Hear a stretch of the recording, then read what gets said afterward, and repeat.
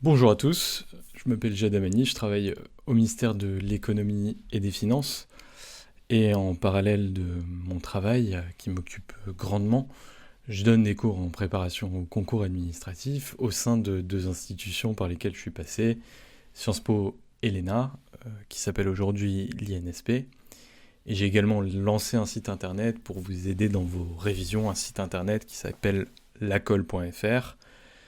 Et aujourd'hui, on est le dimanche 16 mars 2025, soit à quelques jours du début du concours de l'INSP.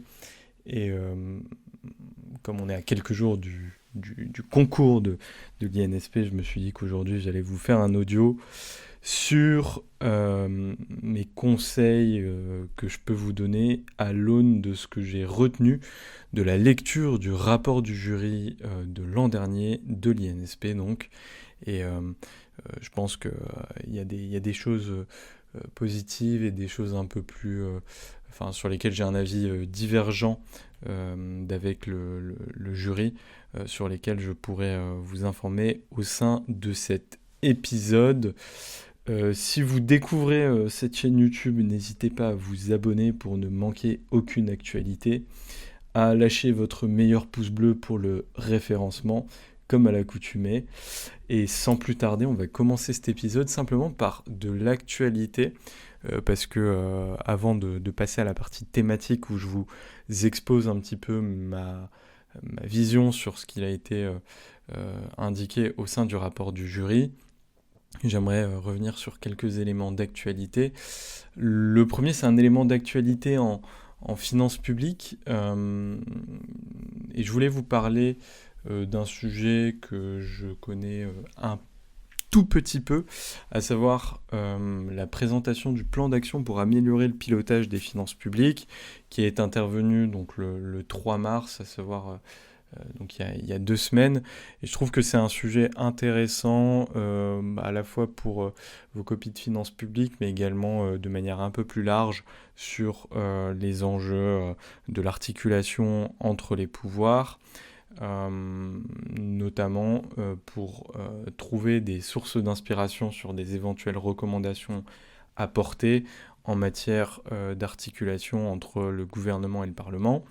Pour vous donner un peu de contexte sur ce sujet, l'an dernier, il y a eu beaucoup de missions parlementaires, de commissions d'enquête, de bruit dans les médias autour de la dégradation des finances publiques, parce que certains parlementaires, certaines personnalités politiques ont accusé le gouvernement précédent et Emmanuel Macron, donc le président de la République, d'avoir été trop obscur, ou du moins d'avoir caché, ou de ne pas avoir été suffisamment transparent sur la situation des finances publiques françaises. Ça s'est manifesté dans un premier temps à la suite de la publication par l'INSEE du chiffre du déficit au titre de l'année 2023, qui a été estimé à 5,5% du PIB, comparativement à 4,9% du PIB, ce qui était prévu initialement dans la loi de fin de gestion et dans la loi de finances initiale, donc pour l'année 2023. Et à la suite de ça, il y a eu un second événement qui a été la dégradation constatée de la cible de finances publiques définie au sein de la loi de finances pour 2024, qui est passée de 4,4% à 6,1% en PLF déposé au mois de septembre. Et donc à la suite de cet événement, il y a eu plusieurs travaux parlementaires qui ont été menés. Il y a eu des contrôles sur pièce et sur place de la part des rapporteurs généraux des commissions des finances des deux assemblées. Et plus généralement, on sent qu'il y a eu une forme de rupture de la confiance entre le gouvernement et le Parlement sur ce sujet en particulier. Et donc il y a eu également une nécessité pour le gouvernement de trouver des leviers pour pouvoir montrer au Parlement, mais également aux citoyens, qu'il y avait des efforts qui étaient faits pour renforcer la transparence sur le sujet des finances publiques. Et d'ailleurs, au-delà de ça, je pense que le sujet dépasse peut-être le seul la seule question des rapports entre le Parlement et le gouvernement. Il y a peut-être aussi un sujet derrière de communication de la France vis-à-vis d'autres institutions, et je pense en particulier aux agences de notation. Vous vous doutez bien que si un jour on dit que le déficit serait de temps, mais que 3 mois plus tard on dit qu'il est dégradé de temps, si ça se fait une fois, ça peut passer, une deuxième fois, pourquoi pas, mais si ça arrive à répétition, au bout d'un moment, les investisseurs n'auront plus aucune confiance en la qualité de la signature française, et par conséquent, c'est nécessaire de, trouver des leviers concrets d'action pour pouvoir améliorer la qualité des informations qui sont communiquées, et deux, trouver des leviers concrets d'action pour pouvoir améliorer justement ces canaux de diffusion de l'information, tout en préservant une forme de confidentialité de certains travaux, parce qu'il peut y avoir des surinterprétations dans la presse, dans les médias, etc. Et par conséquent, c'est important de trouver le juste équilibre.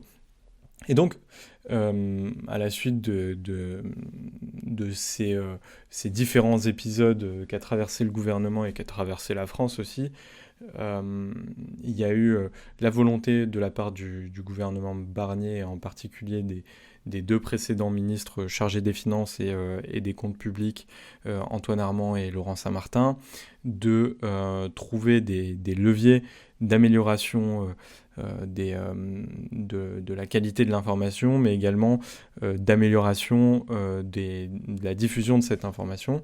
Et ça a résulté en la mise en place d'un comité scientifique, donc qui réunissait des experts, des chercheurs, des personnalités un peu plus médiatiques, qui étaient reconnus pour leur expertise sur les finances publiques. D'ailleurs, ça me fait penser aussi au rapport du jury, dans le sens où certains des commentaires du jury tenaient à la définition de la notion d'expertise dans les copies de questions contemporaines.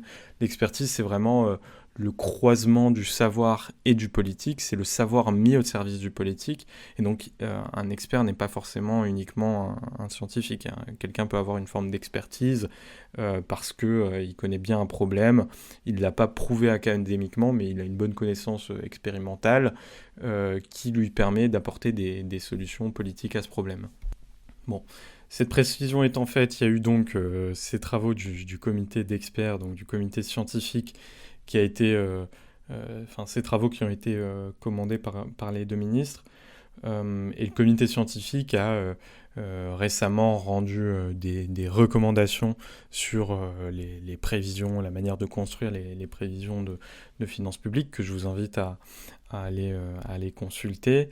Et en parallèle, le gouvernement a rendu, donc le 3 mars dernier, un plan d'action, a présenté un plan d'action qui vise à améliorer le pilotage des finances publiques. Donc c'est Éric Lombard, le nouveau ministre de l'économie, il a été nommé il y a quelques semaines maintenant, et Amélie de Montchalin, donc la ministre chargée des comptes publics, qui ont présenté ce plan d'action pour améliorer le suivi et la transparence des finances publiques. Plan d'action qui est structuré donc en 3 axes. Le premier axe autour de la communication sur l'incertitude et sur la gestion du risque en lien avec le Parlement. Le deuxième axe qu'ils ont intitulé transparence et redevabilité. Et enfin un troisième axe de renforcement et d'amélioration continue des outils et méthodes de prévision. Alors pour ce qui est du premier axe, je pense que c'est pas anodin qu'ils viennent en premier, parce que l'association des parlementaires avec le suivi de l'exécution, l'information des parlementaires sur les risques ex ante, ou encore la systématisation du retour d'expérience ex post sur les écarts d'exécution, ça participe d'une volonté du gouvernement, je pense, de renouer une forme de lien de confiance qui s'est un peu perdu au cours des derniers mois, avec le Parlement qui a lancé plusieurs missions d'information, plusieurs missions de contrôle, donc des choses qui sont quand même un peu violentes, toute proportion gardée, hein, mais qui sont quand même des symboles forts d'une forme de manque de confiance du Parlement vis-à-vis du gouvernement. Et donc, la réponse du gouvernement, elle est assez intéressante, puisque à travers ce plan d'action, sans passer par une évolution normative, le gouvernement s'engage à réaliser des travaux, à mettre en place des instances. On parle d'un comité d'alerte des finances publiques, on parle de canaux d'information qui seraient renforcés au moment du dépôt du PLF, avec des quantifications des incertitudes, etc., etc. Donc on passe par un levier qui est plutôt un levier de pratique du pouvoir par le gouvernement, qui je trouve est quelque chose d'assez intéressant pour vous, notamment si vous avez à formuler des recommandations ou si vous avez à vous intéresser dans le cadre d'une copie de droit constitutionnel sur les relations entre le Parlement et le gouvernement, pour mettre en évidence le fait que on peut très bien changer la conduite, la pratique d'une institution, enfin la pratique de relations institutionnelles, ou bien on peut très bien améliorer des choses, apporter des réponses à un problème public, sans pour autant toucher à la norme, qu'elle soit réglementaire, qu'elle soit législative ou constitutionnelle, et là pour ce qui est des finances publiques, qu'elle soit organique également. Et donc je pense que c'est un plan d'action qui a des pistes pour vous de réflexion et d'information qui sont assez intéressantes à mobiliser dans le cadre de vos copies. Ou par exemple, si demain vous avez un sujet qui porte sur la LOLF et sur sa réforme, indiquez par exemple que au-delà des questions de renforcement de l'information qui ont vu le jour avec au fur et à mesure des différentes réformes de la LOLF, il y a également, malgré ça, des formes d'insatisfaction qui demeurent quant à l'information du Parlement, quant à l'information des citoyens, que le gouvernement peut essayer de corriger sans procéder à une réforme organique, ce qui est très contraignant d'un point de vue institutionnel, de procéder à une réforme organique, mais en mettant en place des institutions, des mesures qui ne nécessitent pas forcément de changer le droit, mais qui nécessitent un peu de volonté politique et juste une forme de présentation, d'engagement du gouvernement à se rapprocher plus régulièrement du Parlement dans la mise en place de ces initiatives financières. Donc ça, c'était sur le premier axe. Il y a un deuxième axe qui porte, lui, sur la transparence et la redevabilité. Donc vous voyez que là, on n'est pas vraiment sur les relations avec le Parlement, mais plutôt sur quelque chose d'un peu plus large, sur la liberté d'accès aux données, sur la capacité, au-delà du Parlement, du citoyen, de l'ensemble des parties prenantes, de s'informer sur les finances publiques, d'avoir des avis un peu plus objectifs, un peu plus transparents, un peu plus indépendants sur la situation de nos finances publiques. Et à travers ça, vous avez 4-5 mesures qui ont été identifiées par le gouvernement, savoir renforcer la mobilisation du Haut Conseil des finances publiques, mener un travail méthodologique sur la notion de trajectoire à politique inchangée et créer un cercle des prévisionnistes, créer une mission associant la Cour des comptes et France Stratégie sur les perspectives de long terme des finances publiques et publier les données en libre accès. Et c'est en ce sens où je trouve que ce plan est intéressant parce que il y a pas mal de recommandations. Enfin, là, je sors d'une grosse séquence de correction de copie. Je vous rappelle que je, j'ai- c'est pas pour rien si j'ai lancé un site internet qui s'appelle lacole.fr et qui vous permet donc de vous entraîner sur des sujets que j'ai moi-même conçus. D'ailleurs, j'en profite pour remercier l'ensemble des abonnés premium. Enfin, vous étiez vraiment nombreux et ça dépasse mes espérances. Et du coup, enfin, je vous remercie beaucoup pour le soutien que vous m'apportez en vous abonnant. Enfin, c'est vraiment, j'ai vraiment mis beaucoup de travail derrière ce projet et c'est super plaisant de voir que ce site vous plaît. Donc, continuez à me soutenir, ça fait toujours extrêmement plaisir. Même ceux qui m'envoient des mails ou ceux qui euh, me mettent des messages pour me remercier. Enfin, c'est toujours extrêmement plaisant parce que je mets quand même beaucoup d'implication dans ce que je fais en matière de pédagogie à côté de mon travail. Mais cela étant dit, c'était juste pour vous dire que oui, si j'ai lancé ce site, c'est aussi parce que j'ai une forme d'expertise sur ce qu'il faut faire ou ce qu'il ne faut pas faire dans une copie de concours, en particulier sur les écrits. Et je trouve que, donc là, si j'ai cette expertise, pardon, c'est aussi parce que j'ai corrigé énormément de copies. Enfin, je crois que j'en suis à près ou plus de 300 assez facilement. Et oui, ce que je remarque souvent dans vos copies, c'est que vous avez un travers qui est celui de faire le restaurant à volonté de recommandations.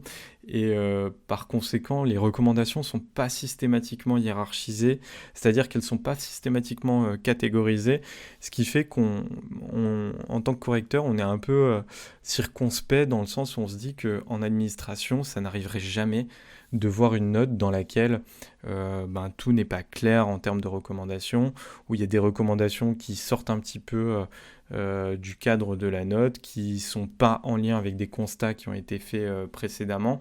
Et une manière assez astucieuse de sortir de ce piège, c'est de faire des catégorisations de recommandations. Et donc, au lieu de faire des recommandations type recommandation 1, recommandation 2, recommandation 3, ce qu'il faut faire, c'est plutôt identifier 2-3 axes de politique publique ou de mesures à mettre en place. Donc là, dans ce plan d'action, vous avez un petit peu ça. Et à partir de ces axes, tisser des recommandations et des leviers plus opérationnels sur des politiques publiques qui peuvent être mises en œuvre ou des leviers d'action publique qui peuvent être actionnés afin de répondre aux problèmes que vous auriez identifiés précédemment dans votre copie. Et en ce sens, je pense que même à partir de ce plan d'action, on pourrait vous concevoir un sujet d'économie ou un sujet de droit ou n'importe quel type de sujet qui consisterait en une note opérationnelle. On vous mettrait, je ne sais pas, au 1er janvier 2025 et on vous dirait voilà, il s'est passé ça, ça, ça, ça, ça. Faites une note opérationnelle qui permette d'aboutir à un plan d'action. Et dans le cadre de votre plan d'action, en fait, l'idée, la correction du truc, ce serait d'aboutir à un plan d'action en 3 axes avec différentes mesures que vous identifiez. Et ces différentes mesures, en fait, elles répondent à des problèmes que vous aviez identifiés précédemment au sein de votre note opérationnelle.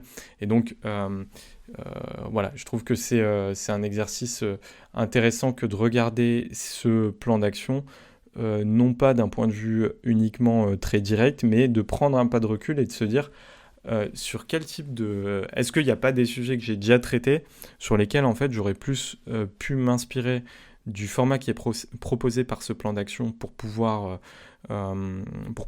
réaliser des propositions opérationnelles plutôt que de faire un peu le McDo ou le resto, le chinois à volonté des recommandations où en gros les différents jurys disent qu'il n'y a pas assez de recommandations.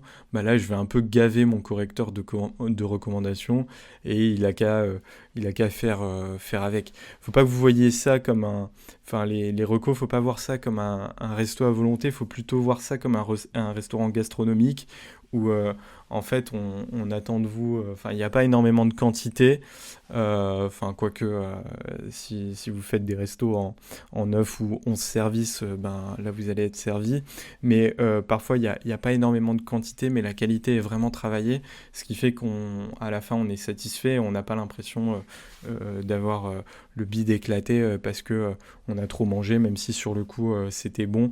Bah là c'est à peu près pareil, même si je mesure bien les limites de l'analogie. Évitez de gaver votre correcteur de recommandations. Privilégiez le fait de soit grouper des recommandations, soit travailler sur la qualité, la manière de l'amener, le fait de rappeler le problème, etc., etc. Mais ça, j'y reviendrai plus tard. Plutôt que voilà, d'essayer de charger la barque en montrant que vous avez beaucoup de recommandations, que vous êtes force de proposition. Non, en fait, vous vous cachez juste derrière des numéros en mettant recommandation numéro 12 alors que les 11 d'avant, elles ne servent à rien, quoi. Donc, faites cet effort de bien travailler vos recommandations, quitte à en fusionner certaines. En fait, le jury va pas vous rajouter des points parce que vous avez 12 recommandations. C'est mieux d'avoir 3 recommandations qui sont vraiment très quali, qui sont vraiment bien amenées, qui sont vraiment en lien avec les problèmes que vous avez identifiés, que 12 recommandations un peu générales qui n'ont pas trop de lien avec le sujet. D'ailleurs, quand vous avez 12 recommandations, en général, c'est mauvais signe parce que ça veut dire que quelque part, vous avez identifié 12 problèmes auparavant.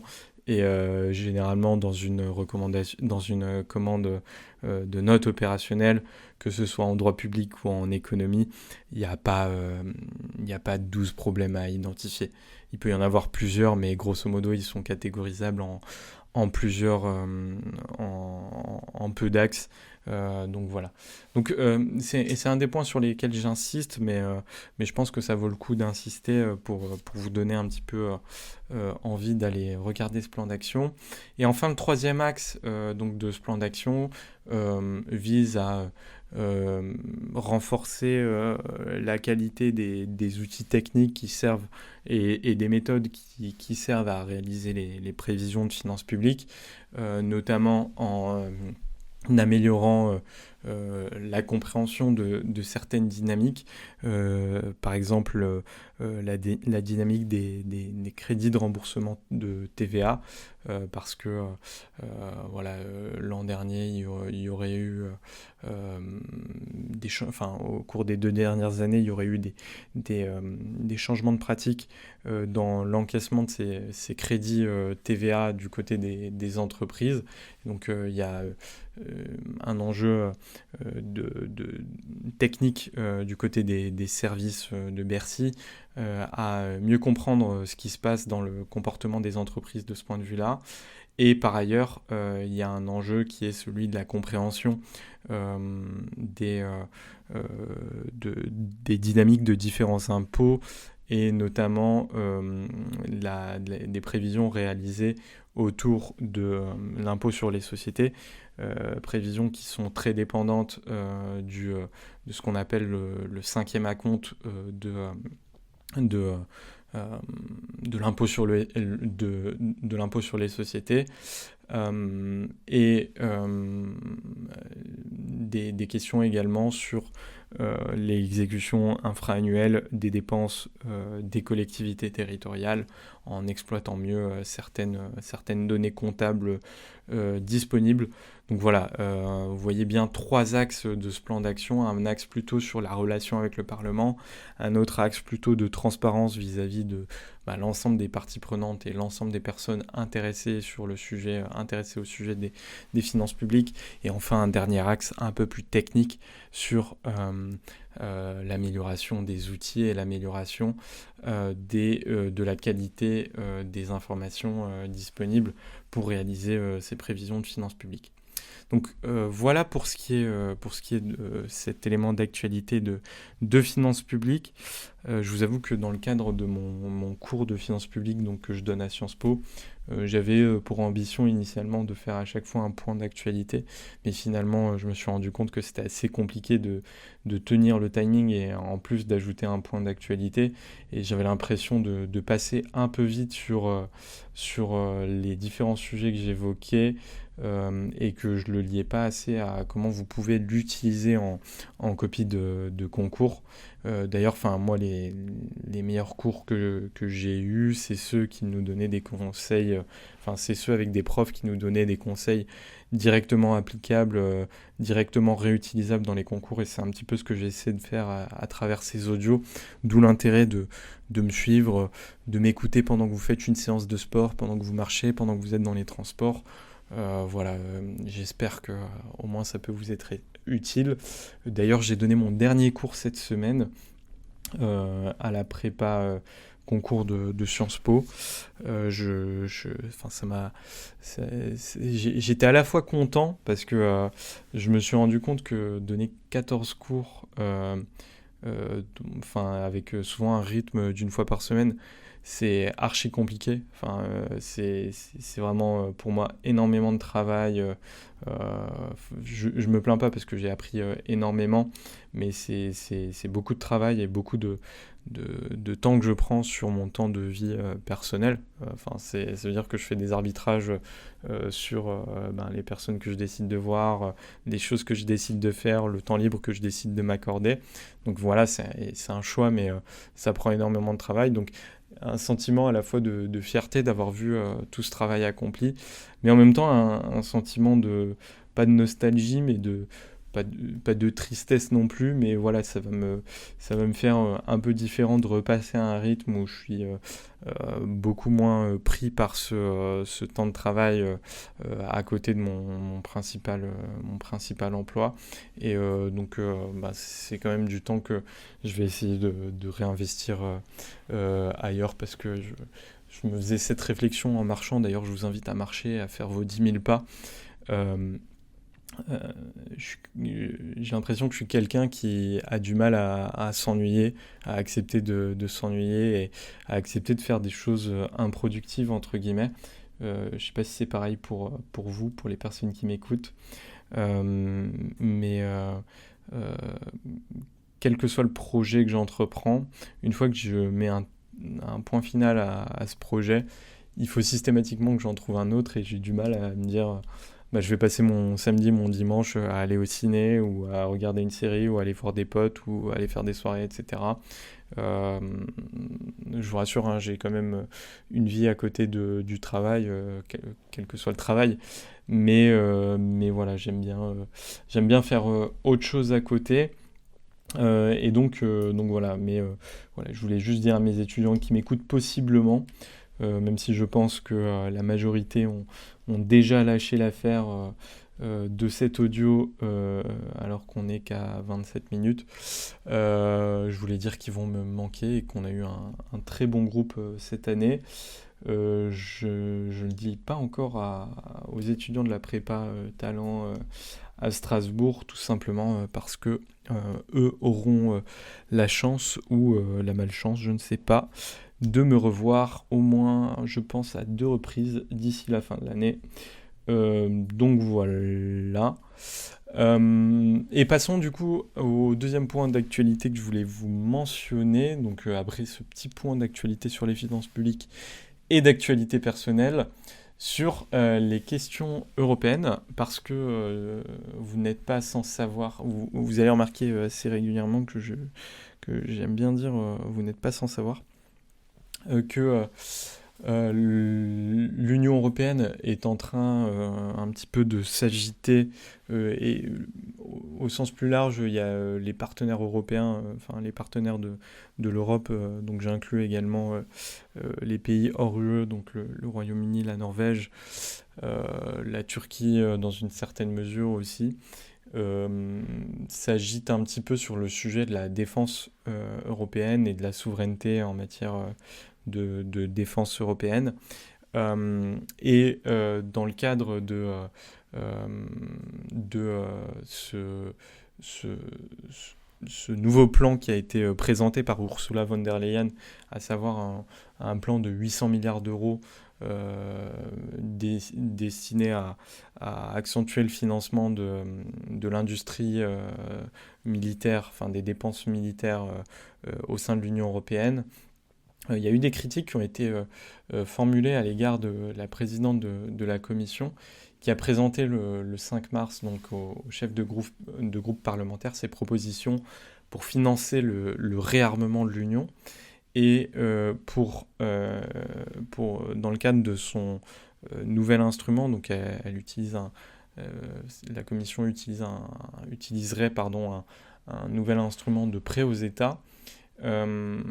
L'exécutif européen, donc la Commission européenne, a décidé de s'appuyer sur l'article 122 du traité sur le fonctionnement de l'Union européenne, qui lui permet, en cas d'événement exceptionnel, de se passer de la validation du Parlement.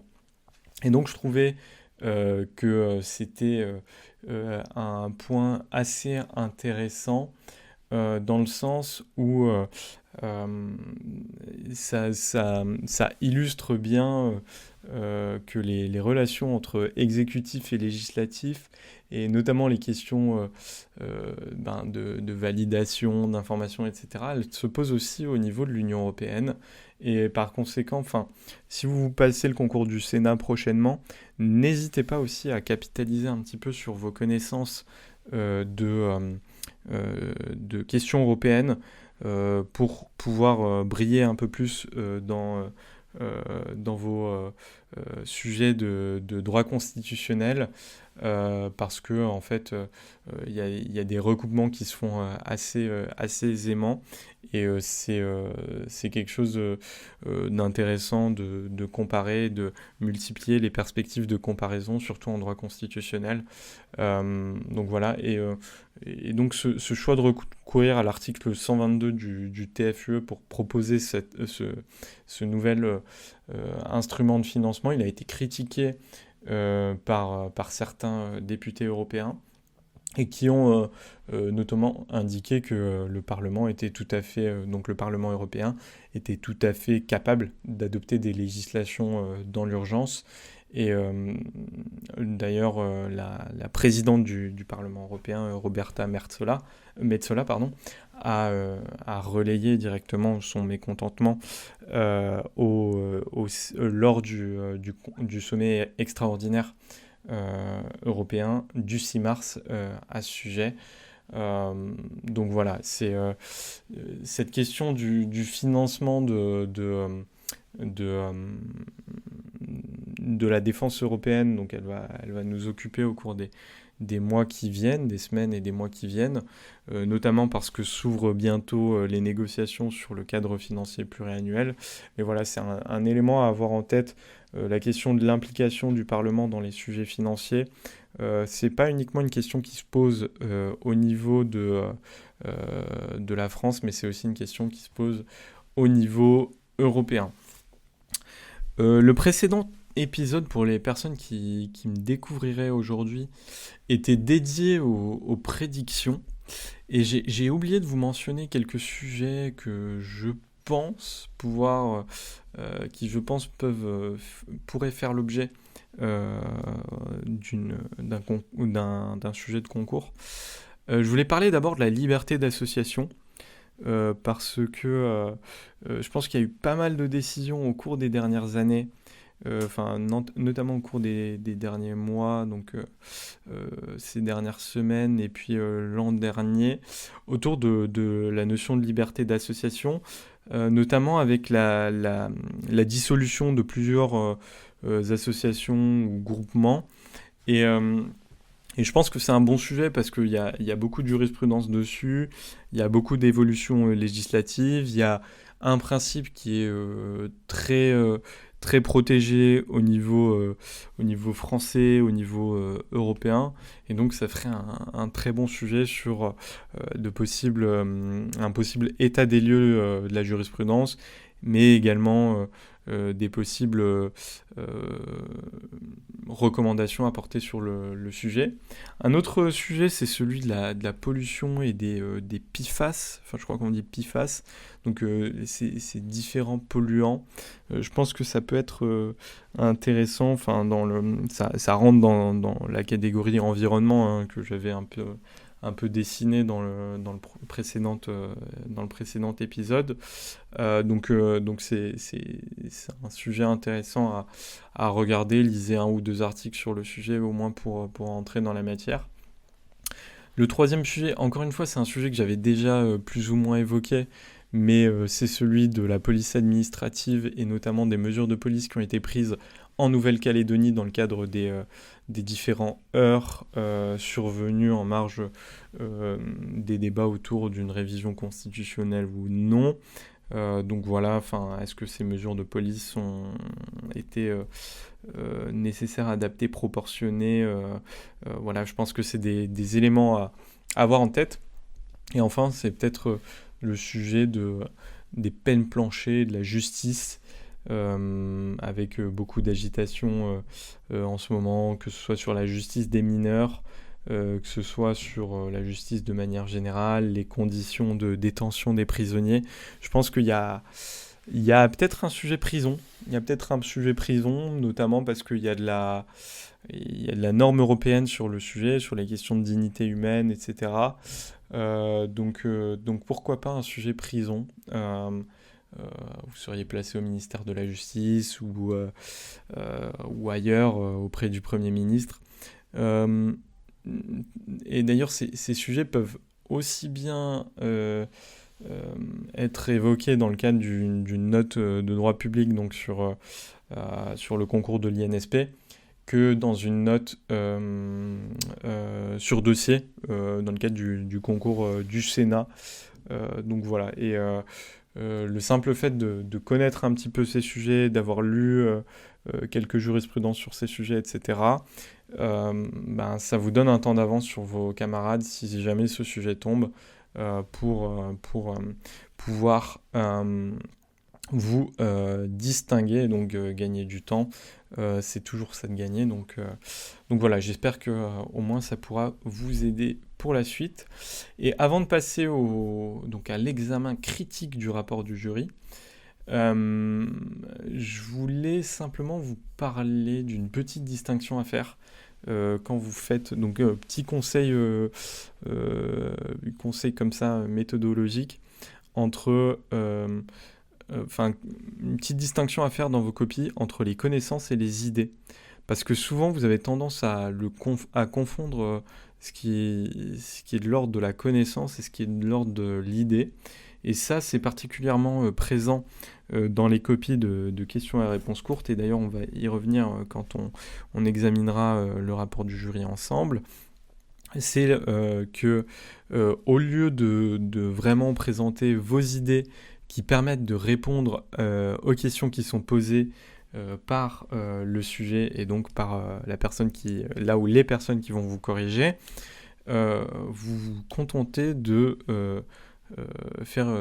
recracher une fiche de cours plutôt que de défendre des idées, plutôt que de montrer que vous avez compris le sujet, que vous maîtrisez les différentes idées qui sont au service de votre argumentation. Là, vous recrachez votre fiche de cours. Et par exemple, si vous avez un sujet sur les règles européennes, simplement présenter ces règles européennes sans tirer des éléments un peu généraux, des conclusions un peu générales du type les règles européennes ont été réformées afin de corriger les biais procycliques, un truc comme ça, et que vous dites les règles européennes ont été réformées à plusieurs reprises, et sans vraiment défendre d'idées derrière, il y a une insatisfaction qui a lieu chez votre correcteur, et donc vous serez sanctionné tout simplement parce qu'on ne vous demande pas de réciter votre cours, on vous demande de bien le connaître, ça c'est clair, ne me faites pas dire ce que je n'ai pas dit, mais en même temps on vous demande d'être en mesure de prendre prendre de la distance, prendre un peu de recul par rapport à ce cours et mettre en évidence le fait que vous savez réfléchir au-delà de vos seules connaissances. Bon, maintenant qu'on a dit ça, passons donc au rapport du jury. Et avant toute chose, si vous êtes encore là, n'hésitez pas à me dire s'il y a des sujets que vous voulez que j'évoque qui vous permettent de progresser sur des sujets, que ce soit du fond ou de la préparation. J'essaie quand même de centrer mes conseils sur de la préparation, la méthode de préparation, etc. Mais s'il y a des sujets de fond que vous voulez évoquer ou quoi, n'hésitez pas à m'écrire soit dans le groupe Telegram, soit par mail directement. Voilà, ça me permettra de répondre plus simplement à vos questions. Et d'ailleurs, si vous avez des questions sans forcément vouloir faire un épisode entier consacré à ça, mais juste que j'y réponde en mode question-réponse, n'hésitez pas aussi à me les envoyer. Je me ferai un plaisir d'y répondre dans un prochain épisode de ces audios. Alors, le rapport du jury, donc cet exercice un peu particulier qui consiste pour chaque jury à faire un espèce de retour d'expérience sur le recrutement de l'année. Il a été publié assez récemment finalement, parce que habituellement, voilà, il a été publié début février 2025. Habituellement, c'est quelques mois avant le concours qu'il est publié. Là, c'est juste un mois avant le concours qu'il a été publié, tout simplement parce que le calendrier a évolué. Généralement, c'est très bien de lire les rapports du jury. Enfin, c'est très bien, oui, c'est très bien généralement.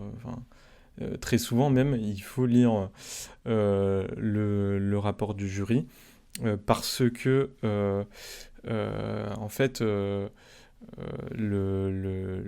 rapport du jury vous donne des éléments d'indication et des conseils sur des choses à faire ou à ne pas faire. Et par ailleurs, si vous faites des sujets d'anal, ce que je vous invite à faire, et d'ailleurs c'est pas pour rien que j'ai lancé un site internet qui vous permet de bosser sur des sujets d'anal, donc lacol.fr,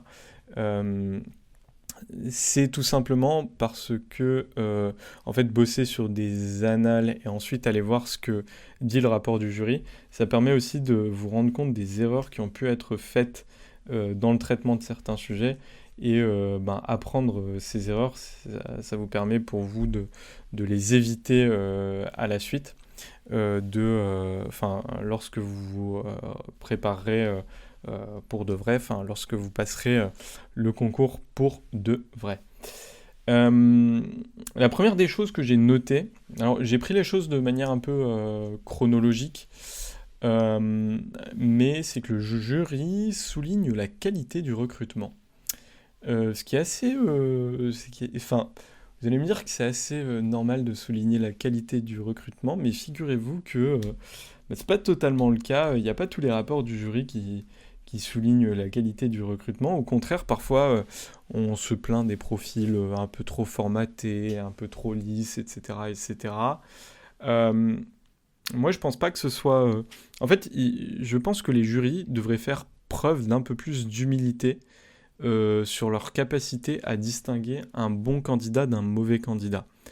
Déjà, il faut savoir que vous êtes tous et toutes dans un mouchoir de poche. Vous êtes tous et toutes, en principe, des personnes d'un excellent niveau. Enfin, du moins, il y a un tiers des préparationnaires qui passent le concours de manière sérieuse et qui ont une vraie chance au concours. Il y a un tiers qui se prépare sérieusement mais qui n'a pas de vraie chance parce que soit ils sont encore pas assez mûrs dans leur préparation, soit ils sont encore trop limites sur certaines matières, sur certaines connaissances. Et il y a un tiers de... je ne vais pas dire de touristes, ce serait insultant, mais de personnes qui ont tout simplement pas le niveau et qui soit le passe, enfin comme moi je l'avais passé une première fois, qui le passe pour s'entraîner, ou bien qui tout simplement sont pas dans, enfin c'est dur à dire, hein, mais qui sont pas dans la bonne prépa, qui sont pas entourés des bons professeurs, qui sont pas entourés des bons étudiants. Et c'est aussi pour ça que j'ai lancé le site internet, c'est pour toucher ces gens-là qui ont pas la chance de faire Sciences Po ou d'être dans la grande prépa qui vous envoie dans les meilleures conditions. C'est aussi pour démocratiser un petit peu tout ça que j'ai ouvert ce site internet. Du coup,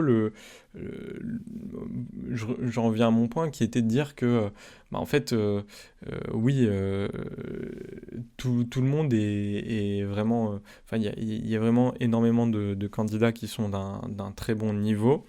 Euh, et euh, euh, tout ça pour dire que, oui, les jurys doivent faire preuve d'humilité parce que souvent, les recommandations des jurys, c'est de dire, oui, il faut donner, et en particulier des présidents de jury, parce que c'est eux qui font, qui écrivent les rapports, c'est de dire qu'il faut donner plus de place à l'évaluation d'entretien du jury à cette épreuve. Et moi, je suis pas du tout d'accord avec ça parce que je pense que, ok, l'entretien, ça permet de ne pas faire d'accidents de parcours, de vraiment éviter les catastrophes nucléaires en recrutant quelqu'un qui est pas du tout, humainement, c'est pas du tout ça, quoi. Mais d'un autre côté, je pense que un oral de 45 minutes ou d'une heure, c'est pas forcément le meilleur reflet de l'ensemble des qualités d'une personne. On peut très bien être pris par le stress, on peut très bien ne pas avoir eu de temps ou suffisamment, un entourage suffisamment bon, entre guillemets, pour se préparer de manière efficace et par conséquent passer à côté de son épreuve orale, mais on a fourni des efforts toute l'année sur toutes les matières, en dormant à pas d'heure des fois et en essayant de se former, de vraiment monter en compétence sur un ensemble de matières. Et on n'est peut-être pas à l'aise à l'oral, on n'est peut-être pas fait pour ce type d'épreuve, mais derrière on fera un très bon administrateur de l'État, un très bon administrateur du Sénat ou je ne sais quoi. Et donc pour moi, faut vraiment faire attention avec ce type de recommandations, même si vous, ça vous concerne pas directement. Mais si un jour vous prenez une tuile à un oral ou quoi, faut vraiment prendre de la distance avec ça, parce que c'est pas forcément représentatif de qui vous êtes et c'est pas représentatif de ce que vous allez, la manière dont vous allez évoluer par la suite. Et vous pouvez avoir des gens qui ont eu des 18, des 19, des 20 au grand taux et qui par la suite se sont révélés être de piètres managers ou des personnes vraiment exécrables au travail. C'est pas du tout impossible que ce soit arrivé. Alors qu'à l'inverse, des personnes qui ont eu de très mauvaises notes se sont révélées être des personnes humaines, etc. Voilà. Tout ça pour dire que je suis pas certain qu'il y ait une corrélation entre la qualité du recrutement et le nombre de points que vous pourrez gagner ou perdre dans le cadre du grand oral. Voilà, je pense que un concours, ça doit marcher sur toutes ses pattes, ça doit reposer sur tous ses piliers, et pour moi, c'est pas non plus souhaitable que le grand oral ait une place surpondérée par rapport à des choses qui sont un peu plus objectives, même si on touche jamais vraiment à l'objectivité dans ce type de concours parce qu'on travaille sur des sciences sociales, j'ai envie de dire. Mais voilà, bon. Cela étant dit, le jury regrette que certains candidats n'aient pas été admis et il indique que il les invite à retenter leur chance en travaillant davantage sur les épreuves sur lesquelles ils ont été le moins performants. Et je vais pas dire ça pour vous faire peur, hein. Mais vous êtes dans un concours où, là, en particulier cette année, vous allez être face à des concurrents qui sont des machines de guerre. Parce que vous allez avoir, en principe, toutes les personnes qui ont été éjectées au moment de l'admission, qui ont un coût d'entrée qui est un petit peu plus faible parce que là, les connaissances sont encore assez fraîches. On est à quelques mois, ils ont passé, il n'y a que quelques mois qu'ils ont passé les concours. Ils ont déjà ce côté de confiance en eux où ils se disent, en fait, je l'ai fait une fois, donc je pourrais le faire une deuxième fois. Ils ont eu leurs notes et ils savent quels sont leurs points forts, quels sont leurs points faibles. Et du coup, c'est vraiment des machines de guerre qui vont retenter leur chance. Et, euh, et c'est pour ça qu'il ne faut pas prendre à la légère votre préparation. Alors encore une fois, je ne dis pas ça pour vous stresser ou quoi, mais c'est vrai que euh, c'est pas quelque chose à prendre à la légère. Euh, et moi, j'étais vraiment dans ces dispositions-là quand je passais le concours, où je me disais, j'étais un vrai angoissé et je me mettais dans mes meilleures dispositions pour essayer euh, de, de donner le meilleur de moi-même et vraiment ne pas avoir de regrets parce que en fait vous êtes face à des concurrents dont vous ne connaissez pas le niveau et la seule manière pour vous de sortir de cette incertitude, c'est de vous prouver à vous-même que vous êtes le meilleur et que vous allez vraiment briller à ce concours. Et pour moi, c'était la seule façon que je pouvais trouver d'évacuer le stress. Et c'est pour ça que je m'entraînais énormément. C'est pour ça que je faisais tous les jours des sujets de QRC, de questions à réponse courte, tous les jours des sujets d'entraînement en droit public, en économie, etc.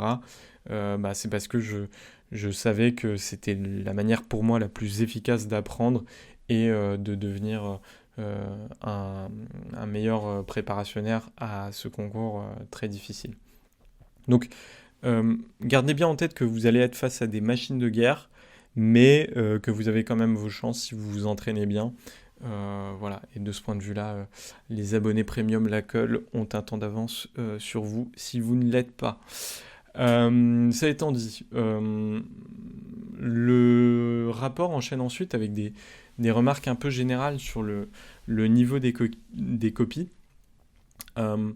et mentionne notamment des cas. Alors, je suppose que c'est la généralité et que donc il y a un tiers des copies qui sont quand même bonnes, où il y a un niveau au sein des épreuves écrites qui est quand même assez hétérogène, avec beaucoup de copies qui oublient certains principes essentiels du droit, certaines théories économiques essentielles, qui oublient d'illustrer leurs propos par des données chiffrées précises, qui oublient d'illustrer leurs propos par de la jurisprudence précise, et par conséquent, il y a des remarques qui reviennent, donc l'absence de prise de position ou de recommandation quand elles sont demandées, l'absence de réponse à la question posée quand bien même les éléments figurent dans les dossiers fournis, l'absence de conclusion, voire de plan, etc., etc.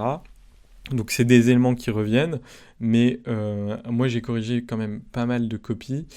Et le truc que je remarque, et peut-être que c'est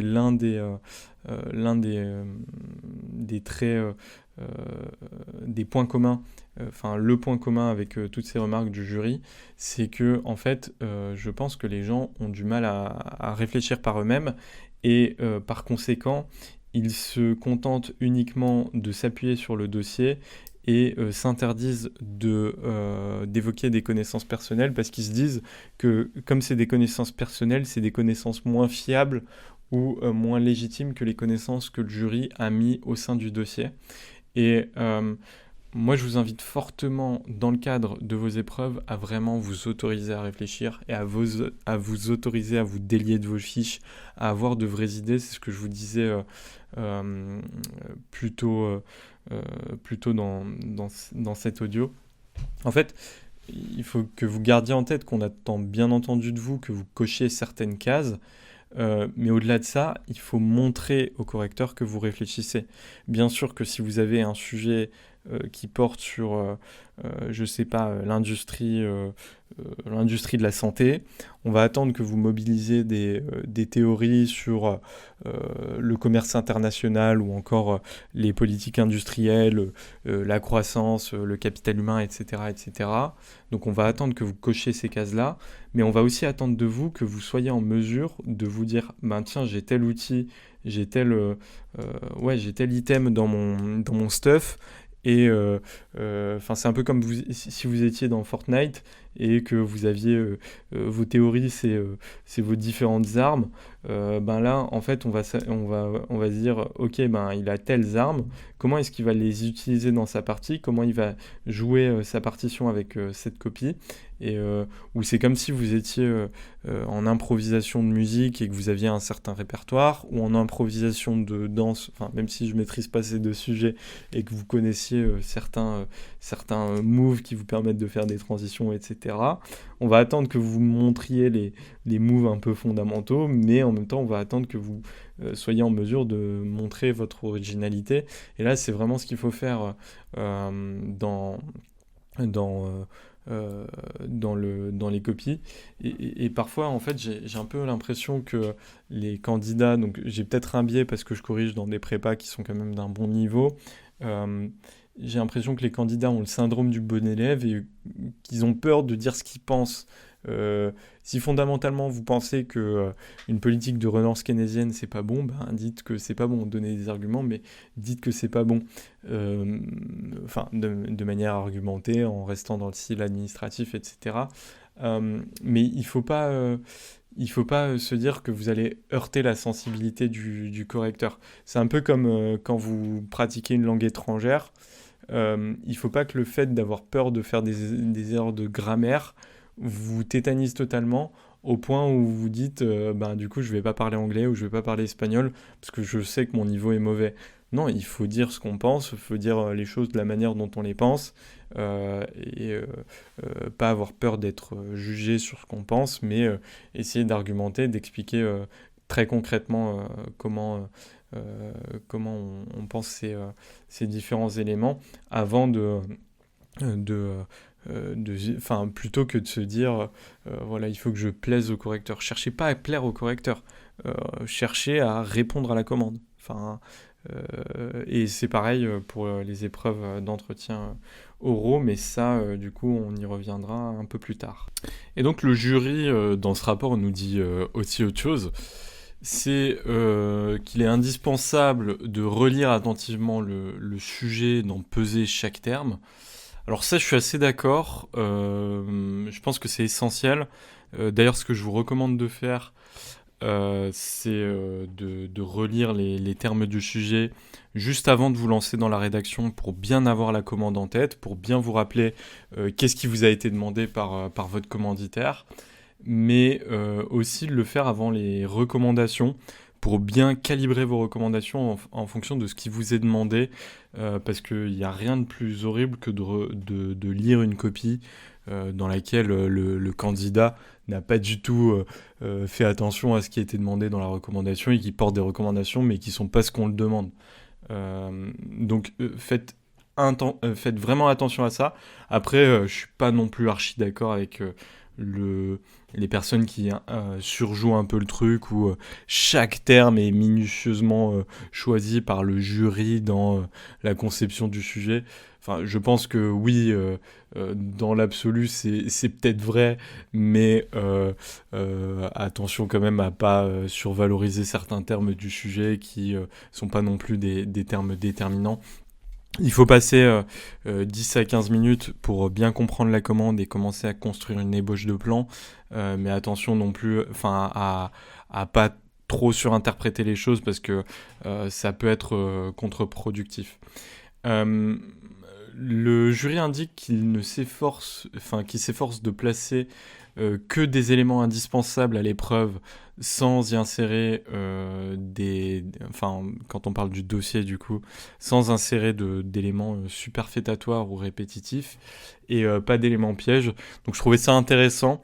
Moi c'est vrai que quand j'étais à votre place, je me demandais toujours si il n'y avait pas des documents qui étaient inutiles et que le jury me plaçait comme ça sans qu'il y ait de grand intérêt. Voilà, donc est-ce que... en fait, ça préjuge en rien de ce qui sera fait pour le prochain jury. C'est ça le problème avec les rapports de jury. C'est que d'un jury à l'autre, on peut avoir énormément de variations. Mais néanmoins, c'est quand même un point intéressant, surtout que en fait, le nombre de pages étant limité, et pour avoir déjà conçu plusieurs sujets, je peux vous garantir que on essaie de mettre le plus de documents possible dans un nombre de pages limité, donc ça conduit à faire des choix sur les documents les plus pertinents possibles. Donc je suis assez d'accord avec cette remarque du jury. Maintenant, est-ce que ce sera gardé pour le prochain? Voilà, je sais pas. Euh, le jury indique en troisième point, pour ce qui est des points généraux, que il faut rédiger lisiblement. Donc oui, si vous avez une mauvaise écriture, ben, faites attention à ça. Moi, c'était mon cas, je me faisais des lignes d'écriture et c'est pas grave, il faut pas avoir honte de le dire. Euh, il faut que la copie dispose d'un fil conducteur qui soit présenté dans un plan clair, avec une introduction destinée à montrer que l'on a compris le sujet et à annoncer le développement qu'on va suivre. Pour moi, c'est essentiel aussi ce point-là, dans le sens où il y a une grosse prime à la clarté sur ce concours, et je pense que vous seriez surpris de voir le nombre de copies qui ont une bonne note. Enfin, moi, je mets des bonnes notes à des copies qui disent des choses qui sont pas forcément ultra complexes, justement parce qu'elles disent des choses assez simplement et assez clairement. En fait, c'est comme quand on écoute un discours, on a tendance à plus adhérer à ce qui est dit quand on a l'impression de comprendre la chose qui est dite, et quand on a l'impression aussi d'apprendre des choses.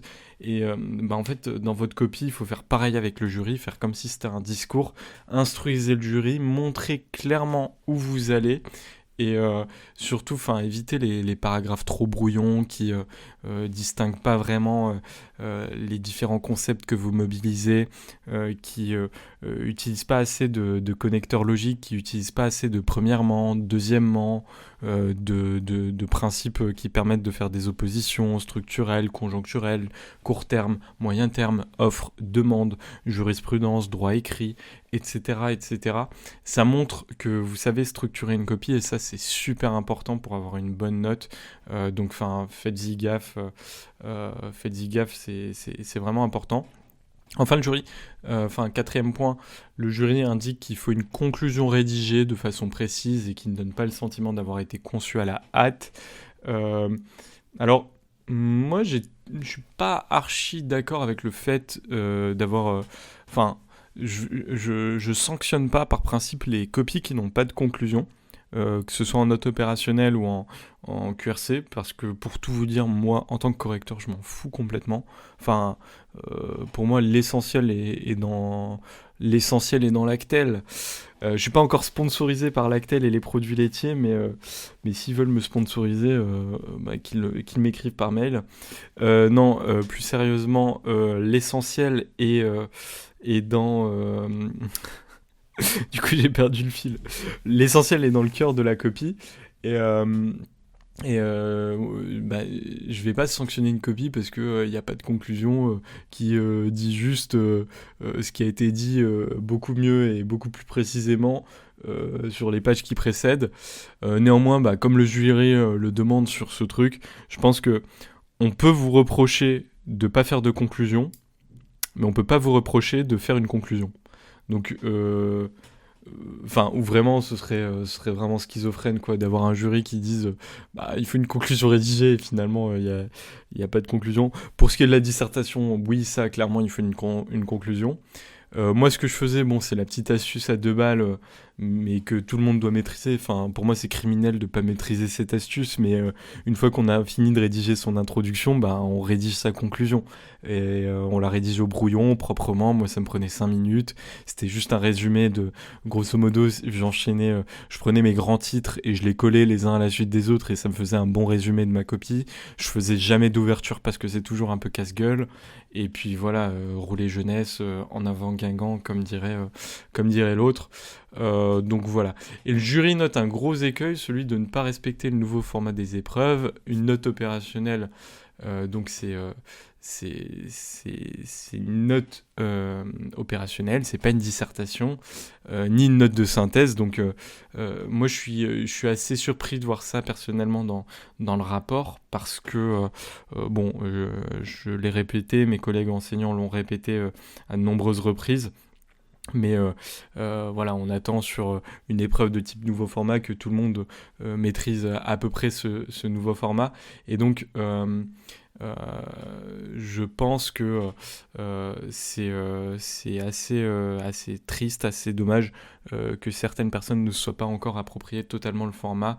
Donc faites bien attention à respecter ce format et à pas faire de dissertation ou de note de synthèse. Enfin, montrer qu'il y a de la réflexion. Vous êtes à mi-chemin entre la dissertation et la note de synthèse. Donc montrez bien que vous réfléchissez. Et en lien avec ce point, le jury note que l'esprit de cette note peut se résumer par quelques maîtres mots. Alors je cite: proposition d'action, solution, concret, argumenté. Ça signifie que le destinataire de votre note soit à même soit à même tout à la fois de bien saisir les enjeux du problème posé, mais aussi de se voir proposer des modalités pratiques et pas seulement purement théoriques de résolution. Et là, ça fait un lien avec ce que je vous disais dans le laïus sur le plan d'action sur les finances publiques. Je pense que un bon moyen pour vous de lier théorie et pratique, c'est de faire une recommandation qui soit formulée autour des problèmes théoriques à résoudre, mais qui identifie donc à un niveau plus fin, donc en dessous du grand axe qu'il faut résoudre, les leviers mobilisables par le commanditaire, par la personne qui a demandé la note, pour pouvoir répondre au problème qui a été précisément identifié précédemment dans la note. Et donc, je trouve que c'est un assez bon résumé que fait là le jury. Une note, pour moi, ça doit permettre de mettre son commanditaire dans les meilleures dispositions pour pouvoir décider ou pour pouvoir participer à la réunion à laquelle il doit participer, etc., etc. En fait, en lisant votre note, la personne doit être juste en mesure de se dire, bah c'est bon, j'ai compris le sujet, je sais que nous, la position qu'on porte, c'est ça, ça, ça, ça, ça, et il faut que les recommandations qui sont portées, elles relèvent bien du périmètre du ministère en question, et que ce soit pas tout le temps se défausser sur les autres ministères ou dire ça c'est de la responsabilité de telle autre direction. Non, on a un pouvoir propre, on a un pouvoir d'action, et il faut en user de manière bien pertinente et cohérente avec ce que on peut faire en tant que direction, administration, etc. Néanmoins, il y a un autre constat qui a beaucoup fait parler et qui, moi, m'a un peu chagriné. Enfin, pas chagriné, mais bon, je suis pas d'accord avec ça.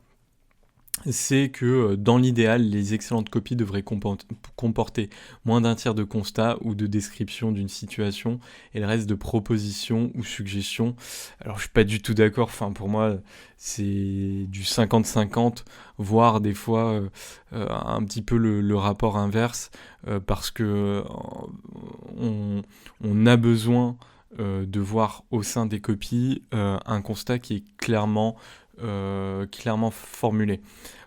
En tant que correcteur, moi je vois deux risques à cette affirmation. Le premier, c'est de désinciter les candidats à montrer aux correcteurs qu'ils maîtrisent leur gamme, et pour moi, la première partie, c'est vraiment ça l'idée. On montre qu'on sait bien analyser un problème d'un point de vue juridique ou d'un point de vue économique, et qu'on n'est pas forcément rebuté par la technique. Au contraire, on la maîtrise et on sait instruire notre commanditaire de manière didactique. Pour moi, c'est ça vraiment l'idée de cette première partie. Et le deuxième risque, pour moi, c'est de se retrouver avec des copies qui comportent le syndrome du buffet à volonté dont je vous parlais, à savoir les 15 recommandations ultra moyennes qui servent à rien et qui font pas avancer la copie, et qui sont vraiment, c'est un petit peu, parfois c'est limite dédaigneux vis-à-vis du correcteur, où on dit, où il y a des candidats qui se disent ah ouais, ils demandent des recommandations, et on va les servir, et ils mettent des recommandations qui servent à rien. Faut absolument éviter ce point-là et travailler plutôt sur la qualité des recommandations. Et pour faire des recommandations un peu raffinées, moi je pense qu'il faut 7 points. Le premier, c'est un rappel du problème auquel il faut répondre. Idéalement, il doit être identifié plus haut dans la copie, mais vous devez le rappeler dans le cadre de la formulation de votre recommandation.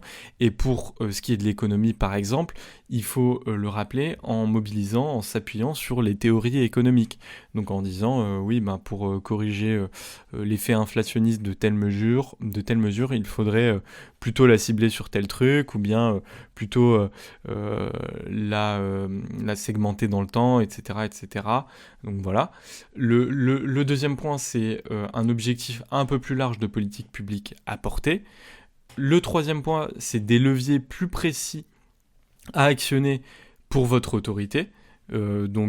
Si vous aviez un objectif large de politique à porter, il faut rappeler à votre autorité que pour promouvoir le principe d'égalité, il faut faire ça, ou bien pour promouvoir la croissance de long terme, il faut faire ça, ou bien pour corriger les effets néfastes de la production sur l'environnement, il faut faire ça. Et du coup, les leviers spécifiques à actionner, c'est la fiscalité, la norme, etc., etc. En point 4, des acteurs.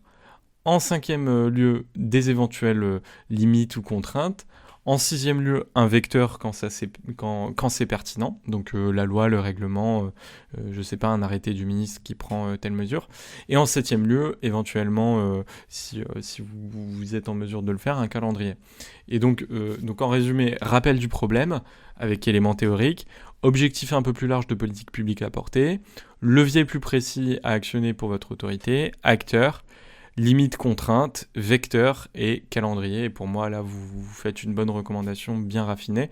Et en fait, si vous voulez multiplier les recommandations, vous rattachez ces recommandations à un même sous-ensemble.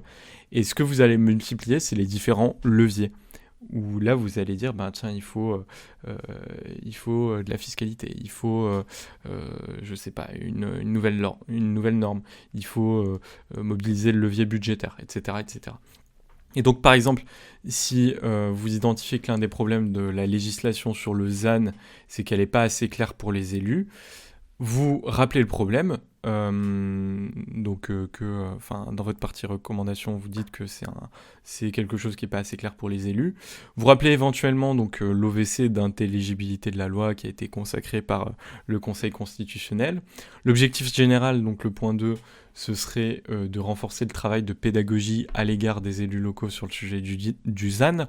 Les leviers, ce serait la diffusion d'un guide pratique, la réalisation de sessions d'information au sein des préfectures, la centralisation des bonnes pratiques sur le sujet, etc., etc. Les contraintes, ce serait peut-être que il faut faire bien attention à ce qu'on marque dans les guides ou je ne sais quoi qu'on diffuserait, parce que c'est des documents de droit souple ou c'est des documents qui peuvent avoir une portée normative et qui doivent donc pas être contradictoires avec la loi, parce que il peut y avoir un recours devant le juge administratif. Les acteurs associés, ce sont bien entendu les élus locaux, mais également donc les agences, les associations d'élus locaux, mais également la DGCL ou le réseau des préfectures, par exemple. Les limites, c'est qu'il y a certaines collectivités qui ne pourront pas s'approprier ça pour des raisons X ou Y, parce qu'elles sont concernées par des cas particuliers de ZAN ou je sais pas quoi, ou qu'il faudrait faire un travail qui est un peu plus fin au niveau local, parce qu'on a du mal à toucher certaines populations. Et le calendrier, ça pourrait être ASAP ou le faire de manière aussi précise que possible, sous les 3 mois ou sous les 6 mois. Voilà. Du coup, voilà pour ce qui était des conseils un peu généraux du jury sur ce rapport. J'ai noté aussi quelques points. Sur les euros, peut-être que j'y reviendrai un peu plus tard dans un autre épisode, parce que c'est peut-être un exercice qui est un peu différent, mais j'ai noté juste des points sur certaines épreuves écrites, sur les questions contemporaines par exemple. le jury indiquait que le principal défaut des copies moyennes et insuffisantes a été de ne pas avoir su montrer un recul suffisant par rapport à la bibliographie indicative qui était fournie pour en proposer une analyse personnelle. Je m'étais noté de vous indiquer qu'il fallait faire super gaffe à ça parce que c'est aussi très présent au QRC, donc qui, comme vous le savez, sont ma spécialité, hein, et d'ailleurs, si vous en voulez la preuve, allez sur lacol.fr pour voir les sujets qui sont proposés. Mais il ne faut pas donner au correcteur l'impression que vous récitez une fiche ou votre cours. Au contraire, en fait, il faut montrer que voilà, vous avez ces éléments de connaissance, mais que vous êtes capable de les mobiliser dans un contexte différent et que pour vous, c'est des armes et pas un bouclier, quoi. Donc montrez-lui que vous vous intéressez à son sujet. Par exemple, en question contemporaine, ce qui fonctionne super bien, c'est de dire, je sais pas, là c'était sur la prévision, prévoir, qui pouvait prévoir, je crois. Dites que la prévision, c'est pas forcément la prédiction.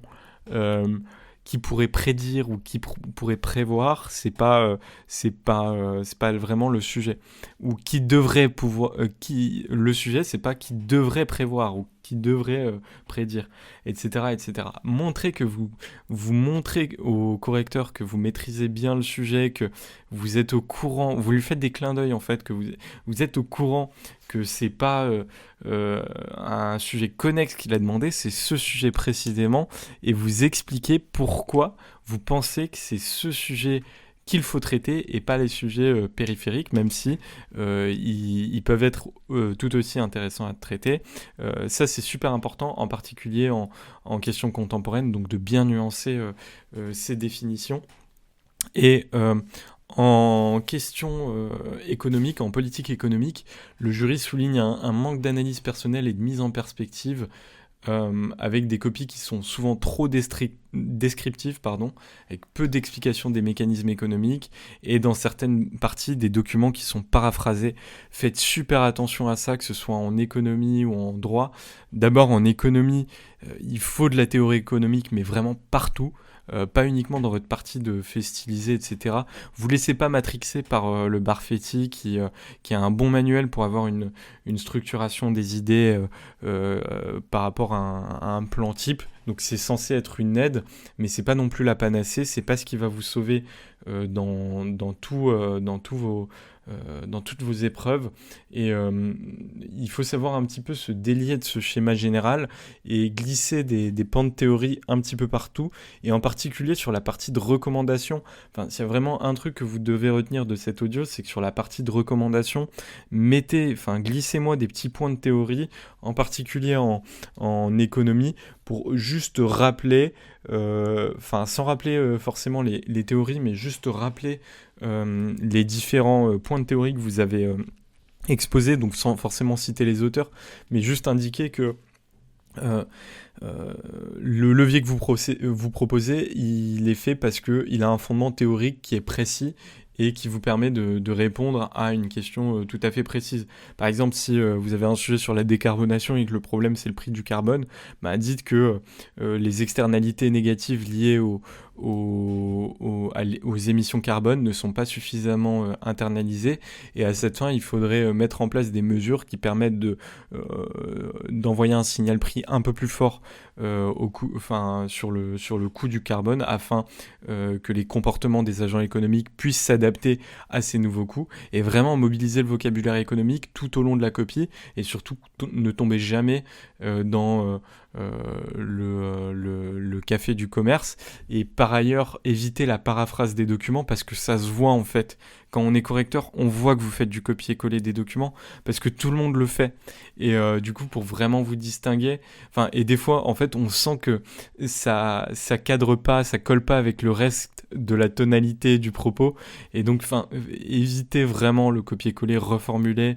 Ce que vous pouvez faire, c'est que quand vous regardez les documents, essayez de prendre des notes à côté et de directement reformuler, comme ça vous permet de ne pas pas avoir à retourner dans le document, mais vraiment vous focalisez uniquement sur vos notes que vous avez prises au brouillon. Et pour moi, c'est un point super important, que ce soit en économie ou en droit public.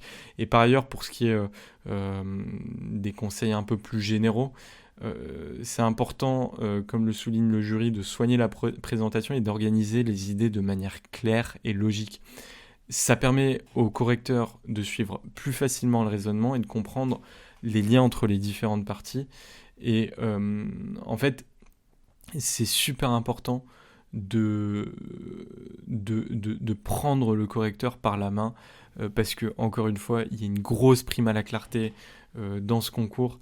Et franchement, si vous mettez-vous à la place de vos correcteurs, quoi. Ils ont un paquet de au moins 500 copies. Je sais pas s'ils se les répartissent à deux ou quoi, mais ils ont un certain nombre de copies à corriger.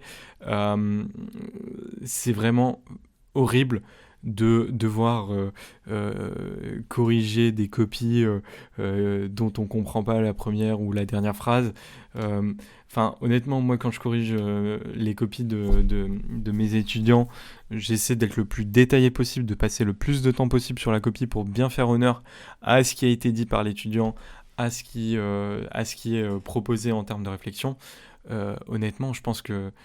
et c'est aussi parce que derrière, j'ai un feedback à donner et j'ai des éléments d'amélioration, de progression à donner. Mais faites bien attention, parce que le jury de concours, lui, s'il comprend pas un truc... honnêtement, pour moi, ce serait assez simple de donner une note à chaque copie que je corrige, mais littéralement en 5 minutes. J'ai juste à lire la copie et à donner une note. Pour moi, c'est assez simple. Si j'ai pas à donner de recommandations à l'étudiant derrière, objectivement, c'est pas très compliqué de savoir si une note vaut plutôt 8 ou plutôt 18, quoi. Donc, faites super gaffe à ça, à bien prendre le correcteur par la main. Il faut pas qu'il ait une seule excuse de se tirer de votre copie, un peu comme sur YouTube où des fois, quand ça patauge un peu dans les vidéos, on a juste une envie, c'est de se barrer de la copie. Là, c'est pareil pour vos copies de droit public, d'économie et vos copies de manière générale. Voilà ce que je pouvais vous dire donc sur ce rapport du jury, que je vous invite donc à consulter. Peut-être que je reviendrai dessus. J'ai pas évoqué les QRC, mais grosso modo, le problème des candidats, c'était surtout le fait que on répondait pas à la question et on faisait des fiches. Donc je pourrais évoquer éventuellement ce point dans un autre épisode. Juste pour ceux qui passent le concours la semaine prochaine, déjà bon courage, bonne chance, bravo pour votre préparation. Là, vous arrivez dans la toute fin, les tout derniers jours.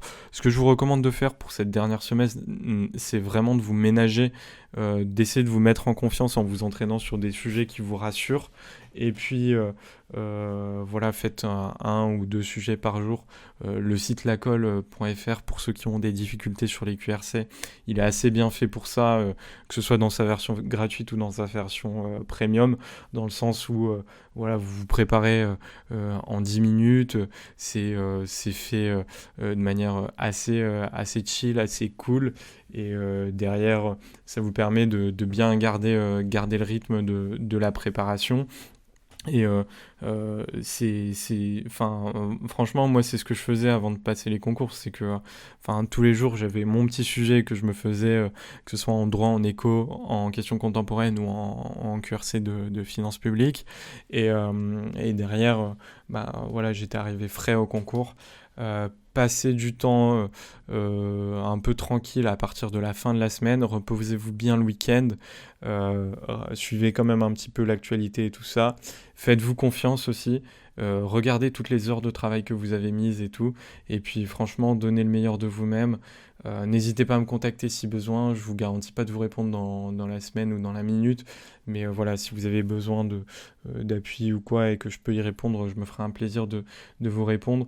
Et surtout, allez au bout des épreuves, ne gâchez pas toutes ces semaines, toutes ces heures, tous ces mois de préparation. J'ai confiance en vous, je vous souhaite bon courage, bonne chance et beaucoup de de joie dans cette épreuve. Et puis je vous dis à bientôt pour un nouvel épisode.